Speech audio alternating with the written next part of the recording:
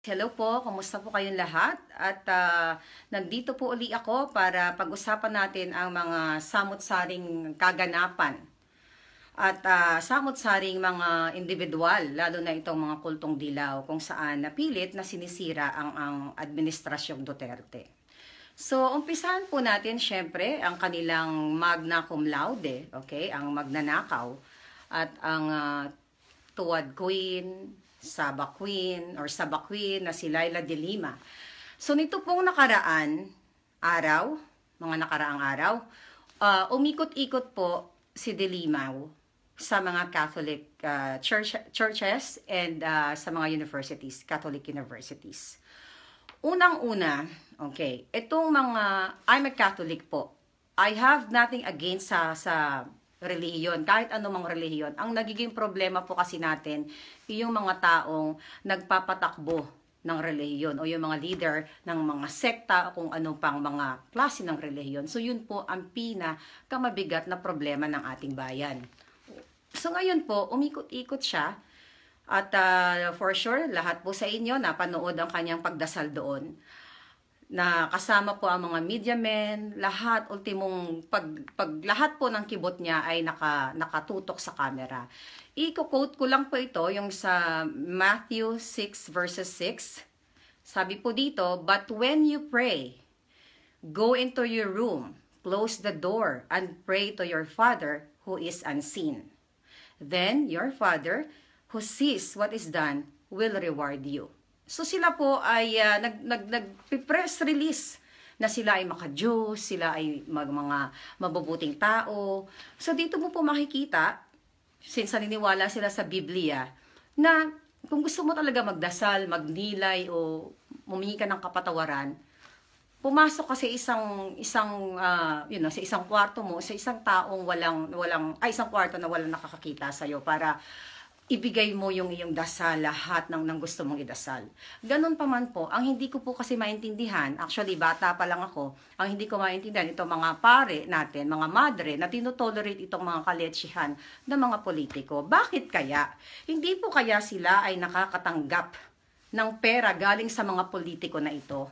Nakakalungkot dahil bilang Katoliko, minumodelo natin itong mga pare, itong mga madre, at kung ano-ano pang mga klase ng relihiyon, yung mga sekta po ninyo dyan, iniidolo natin sila na supposedly sila po ang maging model. Pero ang nangyayari po dito, sinasalpakan lang sila ng pera, tapos papayagan nila itong mga kahayupan katulad itong si de Lima na padasal-dasal pa. Ganun pa man, ayoko na masyadong mag-dig in sa kanya dahil marami po tayong pag-uusapan. At yun, nabanggit ko na yung sinabi ko about sa mga priest. Ang pangalawa po, itong immigration lawyer dito sa California na i-feature po siya sa Inquirer na umiepal po. Ang pangalan po niya si Ted Laguatan. So based po siya sa San Francisco.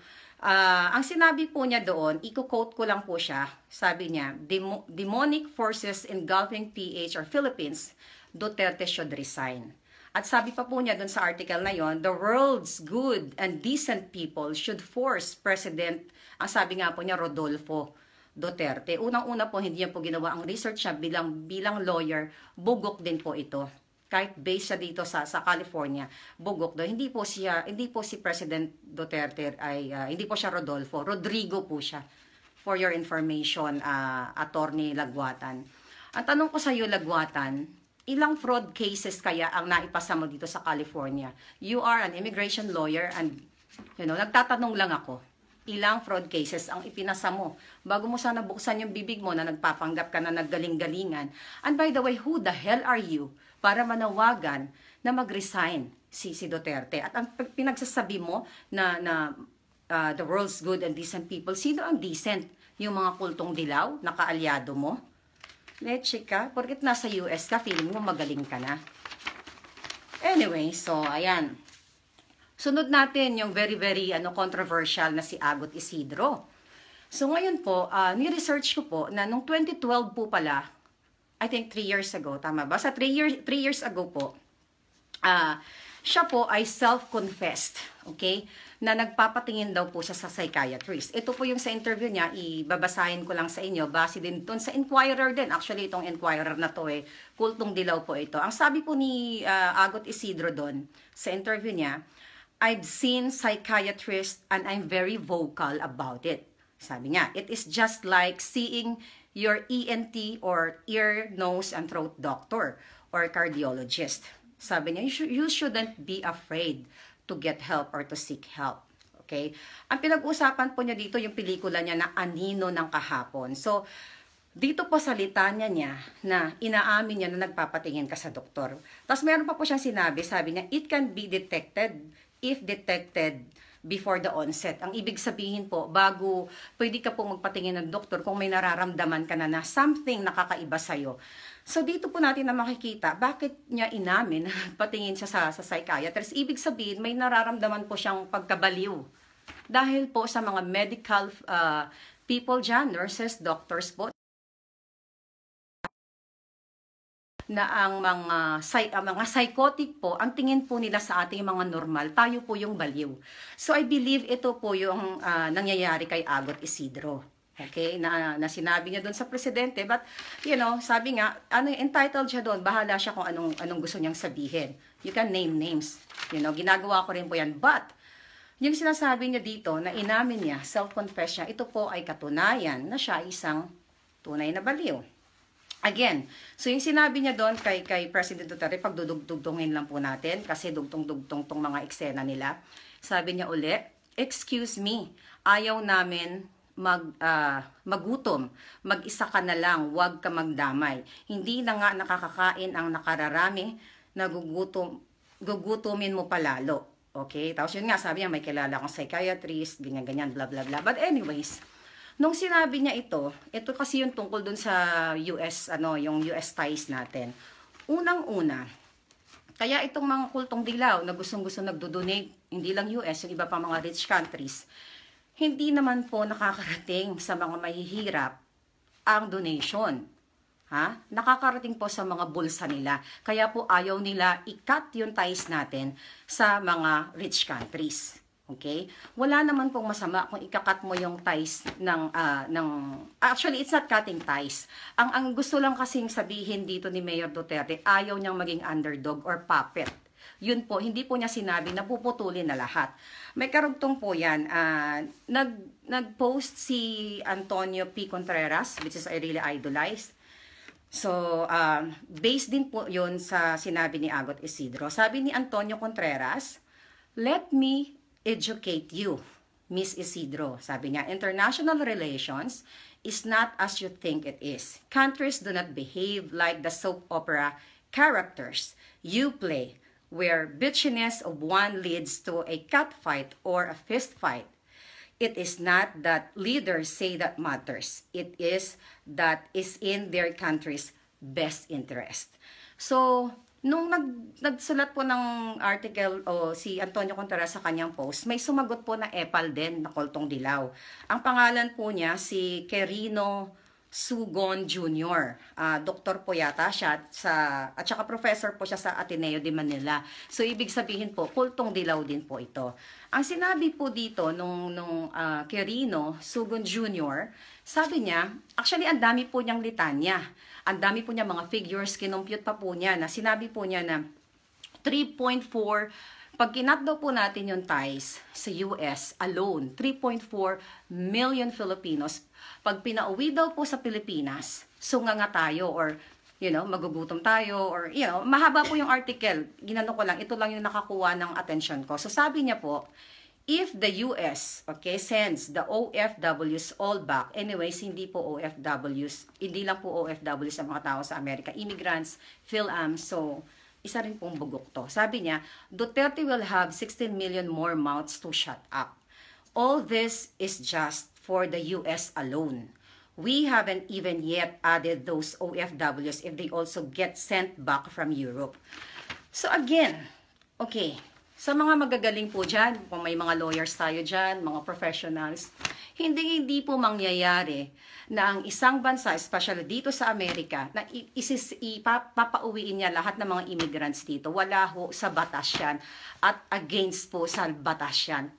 Alam niyo po, nakakaloka itong mga nagpapanggap. Ang haba po ng detalya nitong Doc Quirino na to. Ang haba po, written in English, tapos may mga computation.